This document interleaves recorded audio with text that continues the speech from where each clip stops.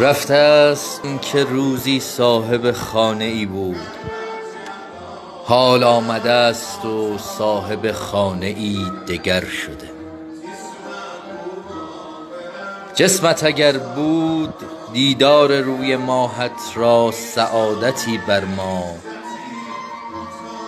روحت از آن سعادت منتر است و ما کم سعادتیم. عاشق در نهایت به معشوق خود میرسد، اما ما دیرتر به یار خود رسیده چون در عبادتیم. پیداست که در کجاست روحت ای صاحب فال، دستی بکش که به قرعه درآییم چون در اسارتیم.